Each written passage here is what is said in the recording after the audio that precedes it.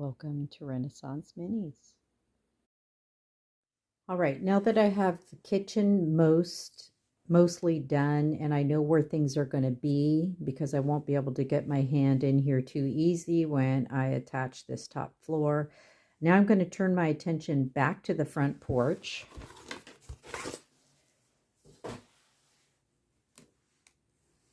I'm going to remove some of this stuff so it doesn't tip over as I'm working on the porch. Most of all of it's glued in, so I don't really have to worry about that.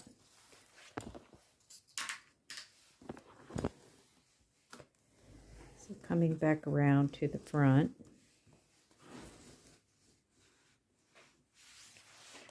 Got my two foam board porch pieces with the wood detail on the bottom to go here and here. First thing I need to do is glue something onto the side of the house in order to hold these, to glue to, kind of as a little shelf, if you will. So that we can, but to do that, I'm going to have to do a little bit of sanding because the gloss paint that I was using is so glossy that the glue doesn't really want to stick to it. So we're going to have to rough it up just a bit. I'm going to try to use this pre-painted pieces of foam board, which I've removed the paper, and I scored it to look like wood and then painted it with the Burnt Umber from Crafts Mart. And I'm going to cut strips of this because then it's already painted and I don't have to worry about that. And then I can attach this piece to those strips.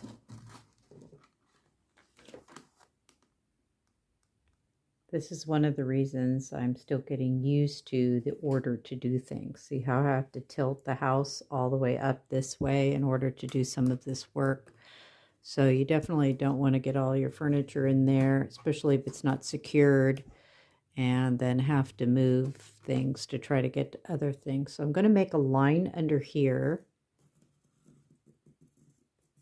And this is going to be the top edge of that piece of board.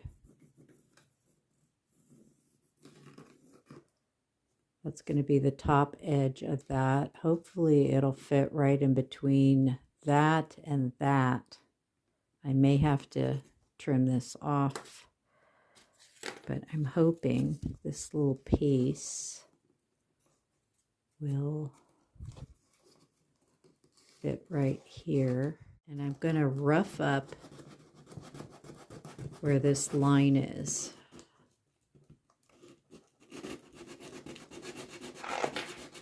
Oh, I heard something break loose in there.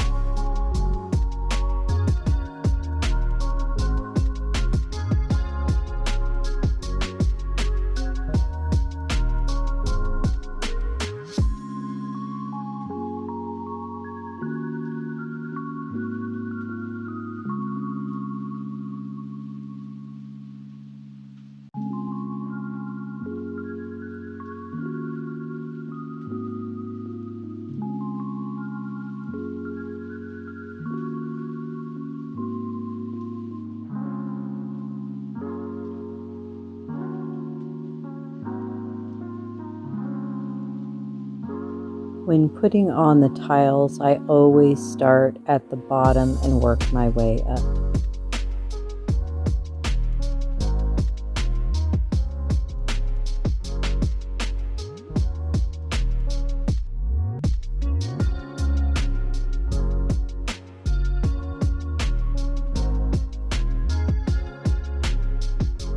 I'm leaving a little overhang of the tile to make it look realistic.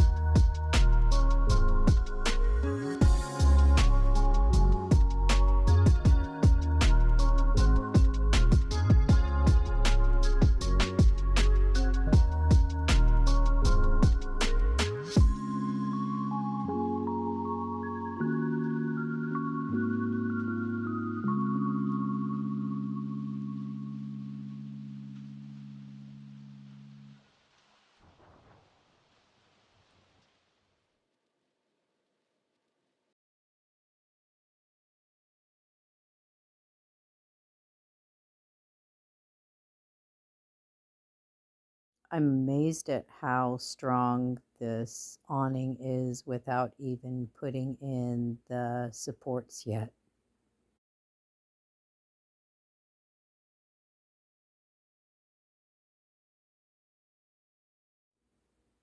I am covering up any seams with an extra strip of 220 sandpaper. So if it doesn't fit perfectly, no worries. We just cover it up with a little bit of sandpaper.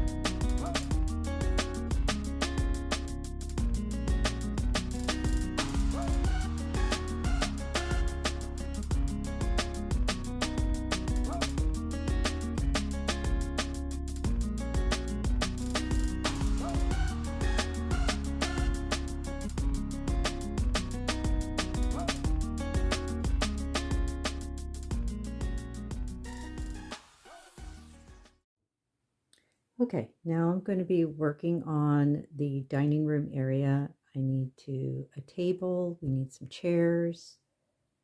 So we're going to figure that out. And I'm also thinking that in the entryway next to the staircase, I'd like to have a little umbrella stand here. So I'm going to put that in right here. And I found the perfect thing for that, which is a little plastic cylinder. And I'm upcycling this. It's a little plastic cylinder that I have, and I thought, wouldn't that make a really cute stand, umbrella stand knife?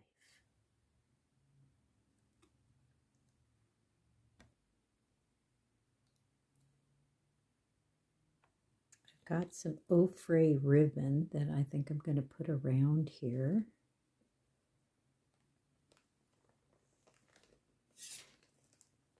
I get the fray ribbon from Walmart.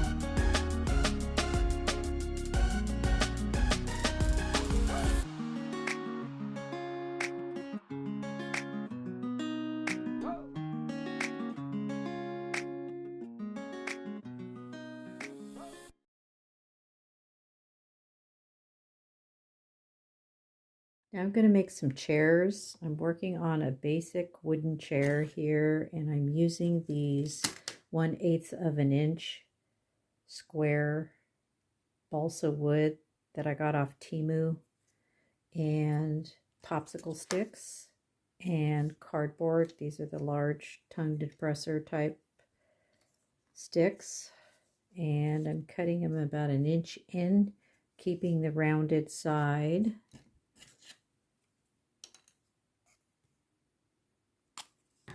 It's actually better to cut them with your X-Acto knife.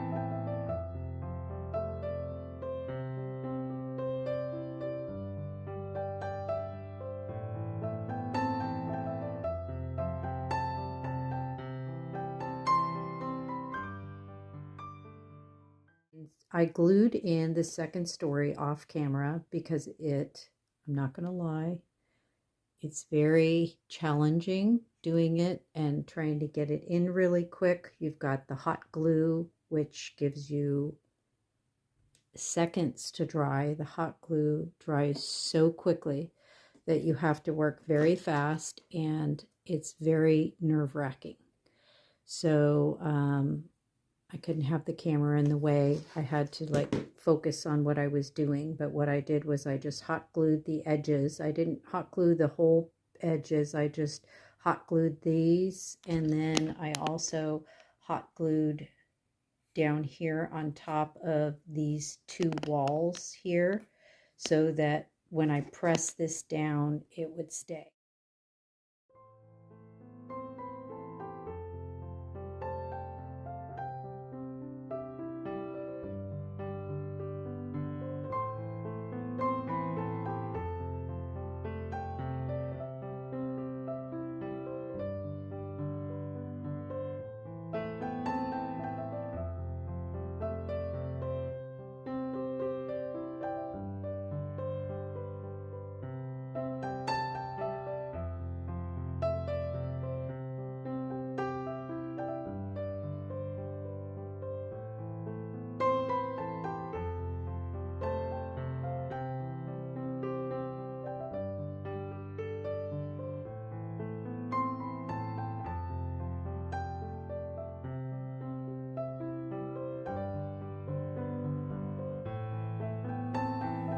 I am using pictures that I picked up at the antique store for 25 cents each.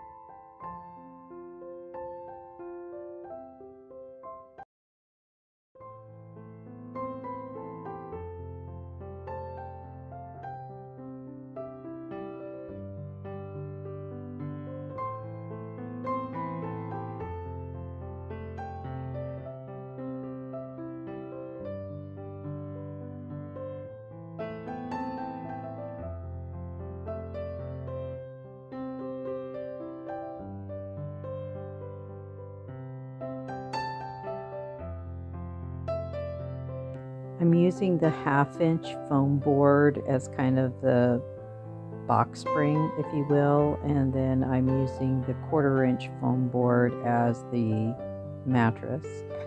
And I was trying to judge how to position the chopsticks so that you can see underneath the bed, because you want it a little bit off the ground, but you don't want it so high that it exceeds the ceiling height. So I had to measure it many times to figure out what the best height was for it.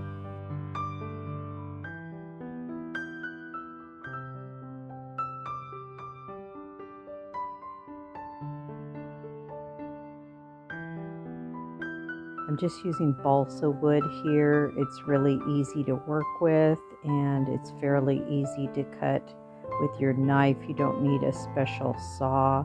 I had a difficult time using the jewelry saw earlier on the chopsticks because it doesn't give you a straight cut. It's much better if you have a small miter box and saw to make a cut like that, but I was able to do it with it anyways.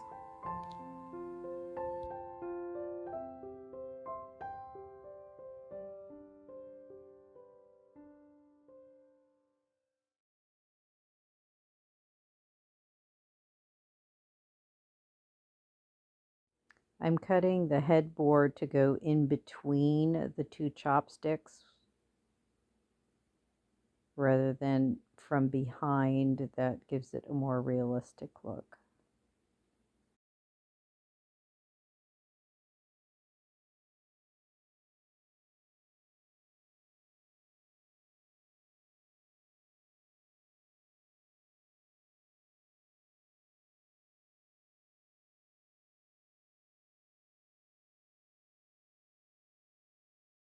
You can definitely use tacky glue or wood glue for this. I am using the hot glue because it's an instant sure bond, but it does ooze out the sides, and so if you want it to be perfect, I would go with the wood glue.